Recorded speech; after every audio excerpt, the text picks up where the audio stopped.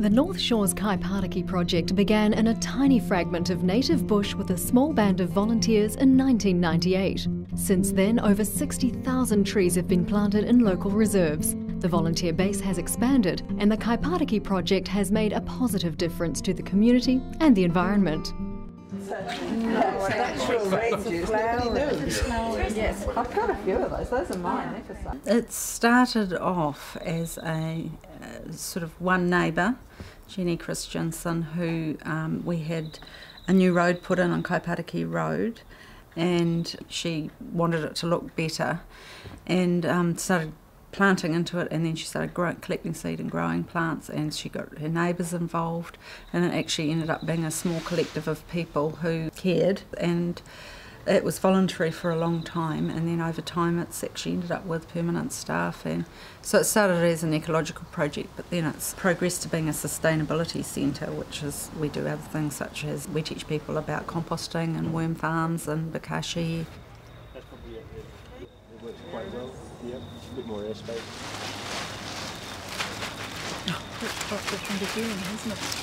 Yeah, Orange and stuff, really. We've got edible gardens, so we've got a number of projects going on. So it's about community pitching in and working together to create the environment around them. These aren't from last spring, they're from the spring of the longer, but the first one came out perfectly, but this one's a bit... yeah, some of them.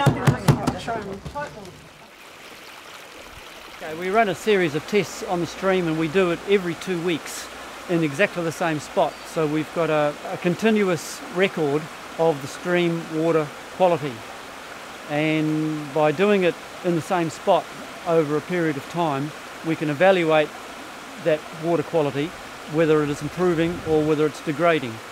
And it's important that we monitor the water quality because we've planted a whole lot of plants beside the Kaipatiki stream, and the plants have helped to improve the water quality, especially since the time that I've been doing it, which is over the last 6 years.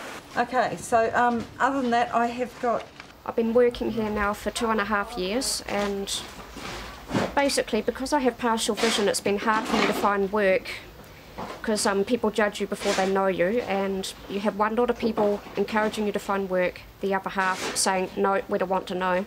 But I came here to the Kaipatiki Project and discovered after doing several months of volunteering that I had a heartbeat for trees, and decided to take it further.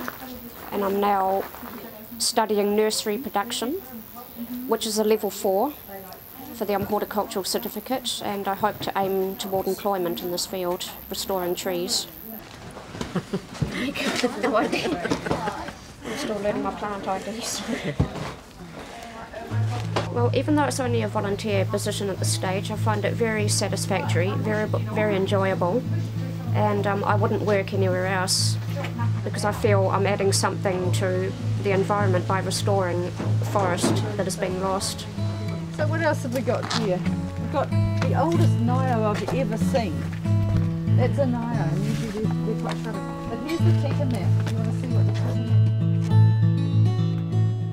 Over the last year, more than 7,200 hours of volunteer work has taken place at the Kaipatiki Project, propagating 20,000 native plants in the nursery, removing weeds and planting trees. We get often international students or student groups or church groups coming through doing the same thing. Often they just tack on to something that we already have arranged, like a working bee or a planting day, and they just come and join the group that's already there. And that's fantastic. But we have a lot of groups that come through, like this one is Altus, obviously, and they've come through, I think this is the 3rd time they've come through. The first time they did exactly this, they cleared weeds. The second time they planted trees, and now here they are doing it again. So it looks like hard work, and it doesn't look like it's fun, but everyone has a blast. We're an IT consultancy. We deal with a lot of intangible things, sitting behind desk computers, don't really get out into the wild, and this is really good to do that, to contribute to society in different way, and to have a great time sort of doing physical manual labour.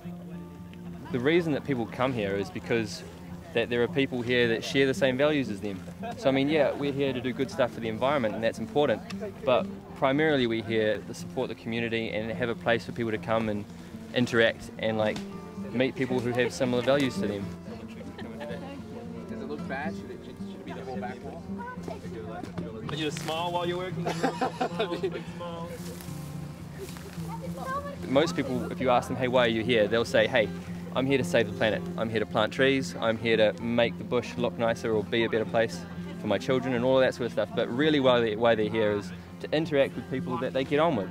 It's a social sort of mechanism. It's just a reason for everyone to get into the same place at the same time. This award-winning organisation needs to expand. The vision for the future is to establish a major environment centre on Auckland's North Shore, where the Kaipatiki Project will continue to be an energetic organisation and an influential voice for the environment. So we started our life up here in a little scout hall for the first couple of years, been on the edge of the Witherford Reserve. Now the Witherford Reserve, for those who may know the area a little bit, is opposite Glenfield College, which is just here, and Glenfield Mall is just here. And so we started in 1998 working down here, and for the last few years we've moved down into the Estale Reserve and working this much larger area. And it's this site here is where we want to put our new centre. Our big dream is to build a new centre, and the new centre will help us achieve more. The new centre isn't an ends into itself, it's to help to shape a new beginning for the organisation. So our current premises are an old childcare centre. They're cold, they're out of the way, they're not on a public transport route. It's just difficult to find and get to and work with. And we're out of space. We can grow 20,000 plants, but no more. And when we want to grow 50,000 plants, you know, we've got problems.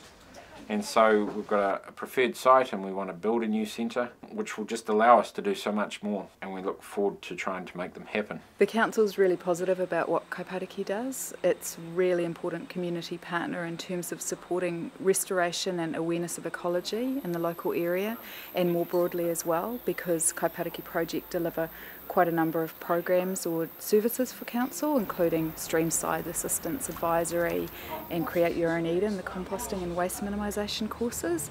So they have a really important functional role for the council in the community. And the other really important thing about Kaipatiki Project is that they're right on the ground with people in the neighbourhood, so they have a connection that the council doesn't always have or can't have as easily with people.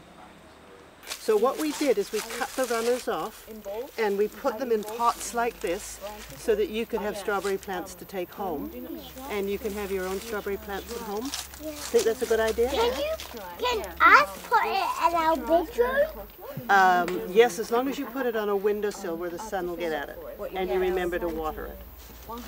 Okay? We started Healthy Child, Healthy Planet because there's nothing else out there like it.